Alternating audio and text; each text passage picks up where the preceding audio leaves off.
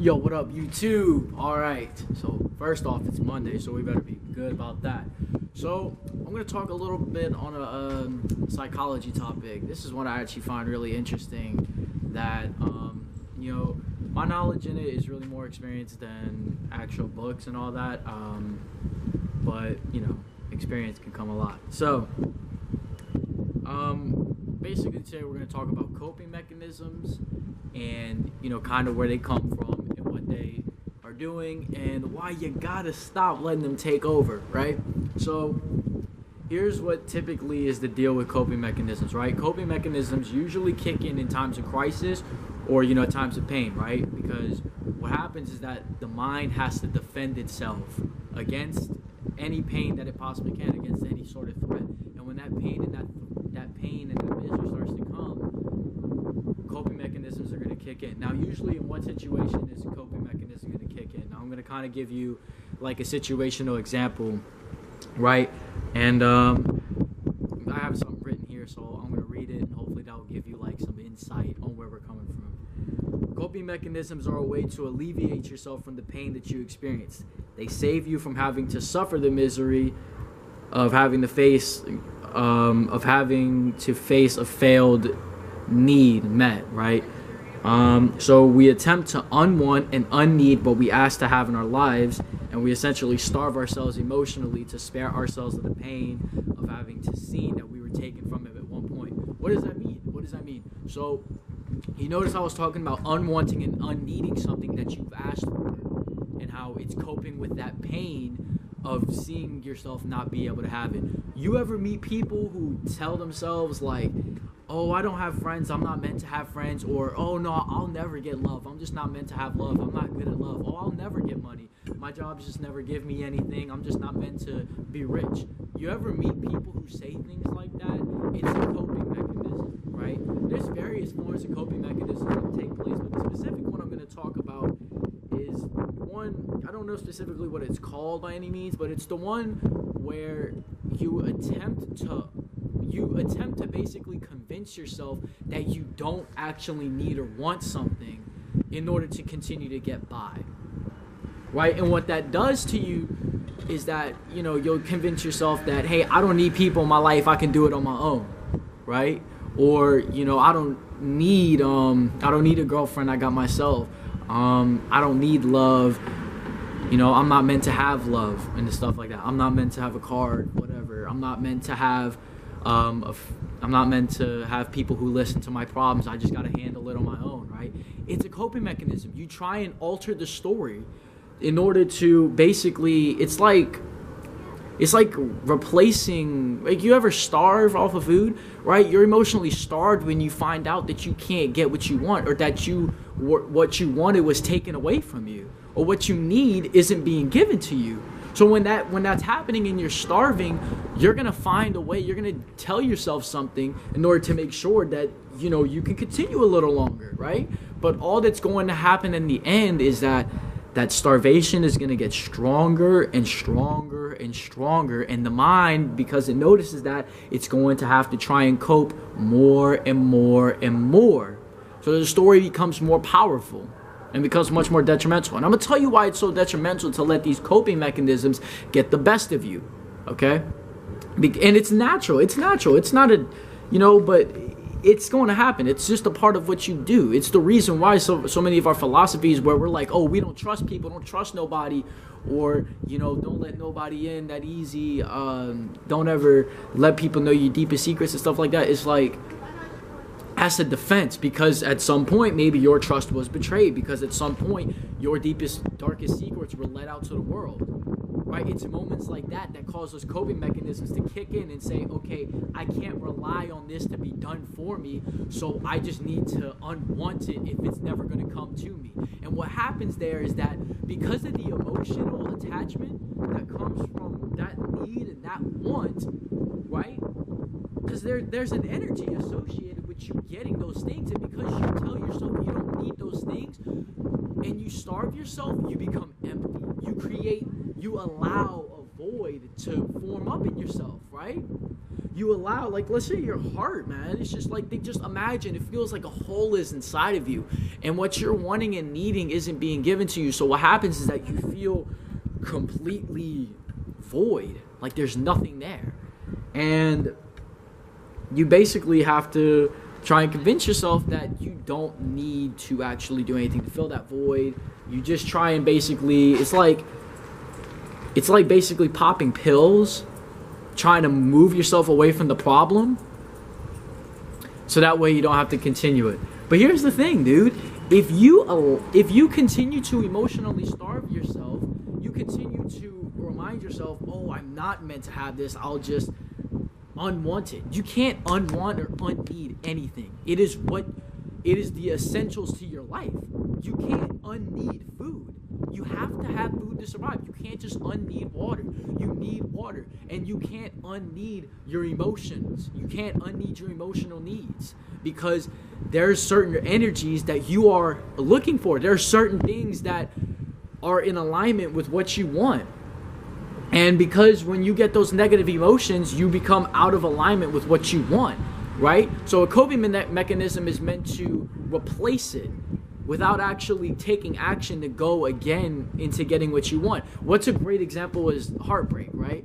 Let's say you and this girl were talking for a long time, and then all of a sudden you find out she starts talking to another guy, and now they're dating. So what's that going to leave you as? You're heartbroken, right? You were giving everything. You thought things were going a certain way. You were blinded. You were in love, and you were like, yeah, you know, you're awesome. I'm really trying to mess with you. And then you feel like things are about to go a certain way, and then bam, they change up on you. She was apparently messing with another guy the whole time. She liked him more, and boom, they're dating now. So now you feel like empty about it, right? Because you're like, wow, maybe, and let's say this isn't even the first time this happened. Maybe the first or second time this happens is to you.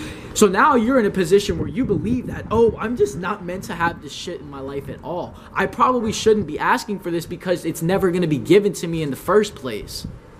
Right? So you start telling yourself stories like, don't trust women. Don't give your heart to somebody completely. Stuff like that. You try and shield up a bit so that way when the next time comes, you either never take an attempt to go at it again, or, you don't allow yourself to feel that pain again, right? Because, let's be honest, the pain is a lot to bear. Like, having your heart broken sucks, dude.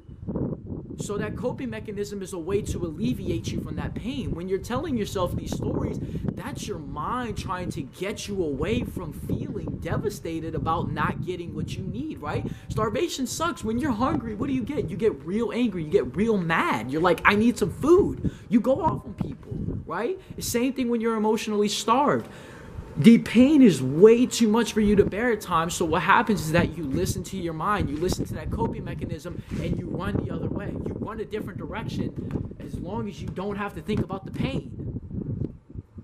Right? That's how that works. I'm here to tell you that your coping mechanism is holding you back from living life. Here's the thing with trust. Trust exists. You just have to be willing to actually explore the realm. Love exists. You just actually have to be willing to explore the realm. Friends exist. You actually have to explore the realm. And I know what you're going to think is that you're going to go into it, and then all of a sudden it's like, oh, every time I tend to go back into it, it always just goes the other way. Oh, every time I try to go make friends, they just don't want to make friends. Find what it is within yourself that's not doing it. What is it? Like, you're just going to have to figure things out as you go. Don't change who you are, mind you. Stay authentic, stay real, and things will come. But don't expect to all of a sudden just make a light switch and then bam, everything's here. No, there has to be an exploration. There has to be a cleansing of the universe to take place in your life to remove what you no longer attract and fill in that space that has now become empty, right? There's an empty space in you, right? And the universe hates empty spaces. Coping mechanism is a way to cope with that empty space. And that empty space is making you feel emotionally deprived, and is a lot of pain. There's a lot of misery. There's a lot of hurt involved with that deprivation. So you got to find a way to face that deprivation again. You have to be strong enough. Are you brave enough to be vulnerable enough to put it out again? Will you put your heart out again will you allow your heart to get put out there again, even if you know it's going to get stopped? Will you allow yourself to be trusted again, even if there's a chance of it becoming betrayed? Will you allow yourself to try and make some friends, even if you're going to get rejected? Will you allow yourself to try and make another attempt to go get money, even if you might end up going bankrupt this time again or something, right? Take a chance again, right? It's all about taking that chance. The fear is in losing. The fear is in that taking that chance doesn't go right. The fear is in taking that chance again. But the bravery is in taking that chance again. The vulnerability is in taking that trust again. Is in allowing your heart to open again. Is allowing yourself to take another shot.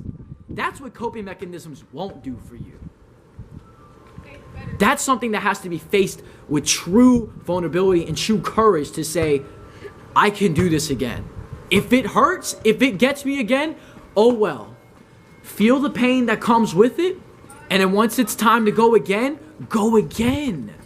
But you're going to learn from what you're going to hurt, but you're going to learn what you need to learn. But don't learn the stories that you don't need or want. Don't let the stories come that you're not meant for it. That's bullshit. That's a lie. You are meant for happiness. You're allowed to be happy. You're allowed to smile. You're allowed to love. Don't ever tell yourself it's not meant to be like that. All right? To be vulnerable enough to allow that chance to happen again. And things will work out. The pain is a lot. So be strong. Don't become hardened. Become vulnerable enough to embrace that pain and become real. Become vulnerable enough to accept that you didn't get it, but become vulnerable enough to accept that you didn't get it, but realize that there is an opportunity for you to go get it again. And that it's okay to want what you want. It is okay to want these things. It's okay to need a mother in your life. It is okay to need to be babied at times. It is okay to need a shoulder to cry on. It's okay to need that. Because a lot of our needs and a lot of what we want comes from, just naturally who we are and who we become and how we're raised. And sometimes certain things we miss out on. Sometimes we didn't grow up with a father, so we didn't grow with anybody who brings a masculine side out of us, who pushes us. We didn't grow up with a mother, so we don't know what it's like to be nurtured and cared for and told it's going to be okay, honey. We don't know what some of these things are like because we were deprived. We don't know what it's like to live with people because we don't have siblings that, we can vent with. I have really good relationships with my siblings, We don't have that. So when we're deprived of that, we believe a lot of that will stem as we need this from the world in some shape or form. And we want it. But when we believe we can't have it, that's when the coping mechanism will come and try to get rid of it and tell you that story, no, you don't need it. It's okay. I'm here to tell you that it's okay to need it. And if you want it, go and get it. And it may take multiple tries. It will take a lot of pain and along that journey. So unless you're brave enough to suffer again and again and again until it finally happens, then yeah, you'll never fulfill that need. But I'm telling you, when you don't fulfill that need, you're going to starve yourself to the point where you become so empty and so emotionally drained that life becomes so dull and weak for you. Bring vitality back. I'd rather feel pain than feel nothing at all. Done. Talk to y'all next time.